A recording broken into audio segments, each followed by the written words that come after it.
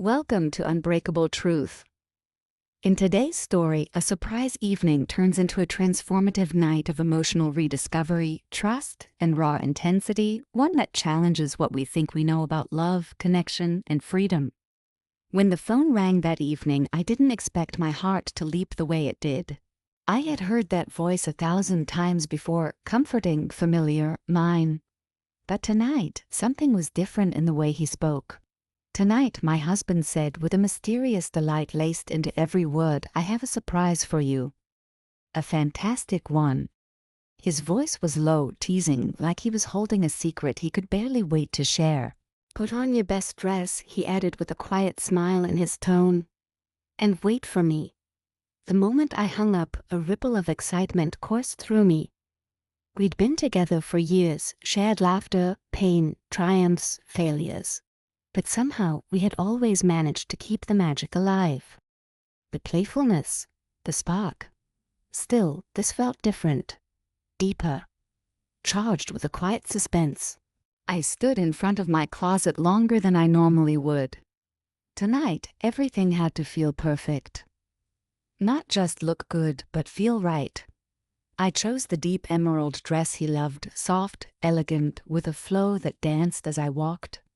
The one he once said made me look like I belonged in another world. I applied my makeup slowly, not to impress but to express, to rediscover a softness in my reflection. I let my hair cascade in gentle waves, brushing it until it shimmered in the golden lamplight. When I looked into the mirror, I didn't just see myself. I saw a woman waiting to be surprised. I sat in the living room, heels tapping softly against the floor, watching the clock with anticipation. Minutes passed. Then hours. My nerves built quietly, like a low hum beneath my skin. Finally, the doorbell rang. I stood up, smoothed my dress, and opened the door, expecting my husband's familiar warmth, the scent of his cologne, maybe flowers in his hand. But what I saw instead made my heart skip. There he was, standing with Clara, my best friend since college. Beside her was her husband, Alex. And between them, someone I didn't know. A stranger. Yet somehow not a stranger at all. He was tall, composed, with a presence that didn't beg for attention, it simply drew it. His eyes were calm, yet unreadable. His posture relaxed, yet powerful. His gaze met mine with a curious steadiness. "Hello," he said, and it wasn't just a greeting. It was an invitation, an opening, a quiet unfolding. His name was Ethan. And even in that brief moment, I felt something stir inside me. Not attraction in the simple sense, something more intricate. A question waiting to be answered. We all gathered around the dining table, laughter bubbling as we poured drinks and told stories.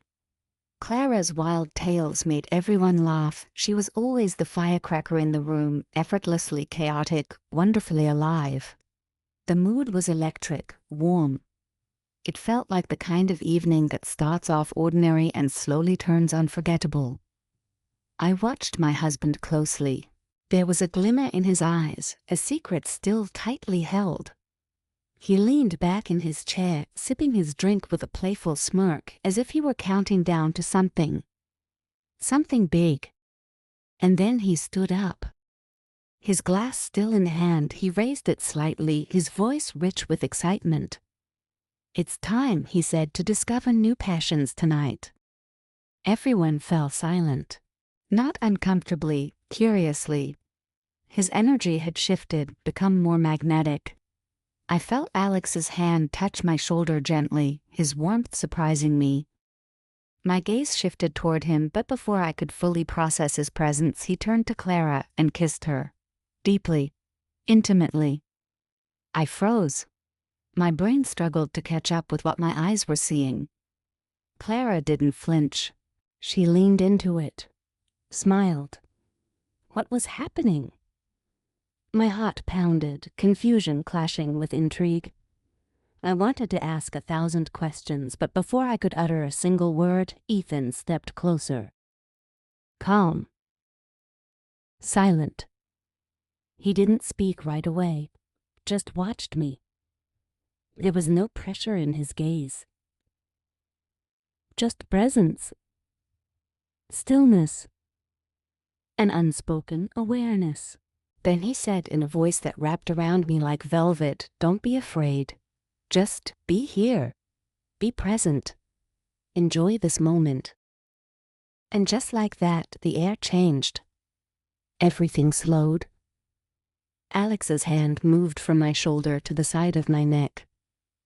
It wasn't aggressive, just intentional. A touch that spoke without words. Ethan's eyes never left mine. My breath caught. There was a strange electricity in the room. Not chaotic, not forced. Just real, raw. Like a door had been opened somewhere inside me, a door I didn't even know existed. As if reading my thoughts, Ethan stepped closer, his presence gentle but grounded. I felt them both. Their energy, their breath, their quiet confidence. It wasn't overwhelming, it was liberating. And across the room, my husband watched. Calmly, intentionally. He didn't seem threatened. He seemed proud. That shocked me more than anything. A whisper of mischief slipped through my thoughts. Was this his plan all along? Alex's hands trailed down my arms, a deliberate slowness in his movement that made my skin shiver. I turned to face my husband, seeking his eyes, needing his permission, his understanding. But I didn't find restraint there. I found encouragement. And something else, admiration, a boldness welled up in me. I leaned toward Ethan, close enough to feel his breath. "Do you like to watch me?" I asked, softly but deliberately, a question layered in emotion and daring. My husband laughed, a low, full-bodied laugh. He nodded, his smile widening. It wasn't mockery. It was devotion, desire, trust. That was when I let go. I let go of fear, of expectations, of everything I thought love had to be. Ethan pulled me into his arms, the fabric of his shirt soft against my cheek. Alex stepped behind me, his lips grazing my neck, his fingers curling gently into my waist. Their movements were careful, respectful, but full of intensity. It felt like dancing with the elements, fire on one side, water on the other. And at the center, me. I wasn't lost. I was found. As the night blurred into sensations, into touches and breaths and whispered affirmations, something inside me unlocked. I wasn't being taken, I was being awakened. Not broken, I was being remembered. Every sound was amplified. Every brush of skin was like poetry. Every moment felt cinematic, like a dream you never want to wake from. And always, always, my husband watched. Not out of detachment, but devotion. As if witnessing my joy brought him his own. This wasn't betrayal. It was something else. A redefinition. A renewal. A release. When the night drew to a close and the house finally quieted, I lay beside him, my husband, my anchor. He brushed my hair back, kissed my forehead, and simply whispered, "You are beautiful tonight." I didn't need to respond. My eyes said it all. That night, something in our marriage changed, deepened, grew, not because of what happened, but because of what we allowed to happen. The trust, the freedom, the lack of fear. It wasn't about fantasy or experimentation. It was about honesty, vulnerability. It was about saying, "I trust you so much that I want you to feel fully alive, even if it means stepping outside the lines we once drew for ourselves." We didn't break anything that night. We unbroke ourselves. In a world that so often cages love in rules and roles, we chose to redefine it, to rediscover it, to say yes to each other, to ourselves, and to what it really means to be free. I fell asleep with a smile on my lips and a calmness in my soul that I hadn't felt in years. And as I drifted into dreams, one truth echoed quietly inside me: love, when trusted completely, doesn't chain you. It sets you free.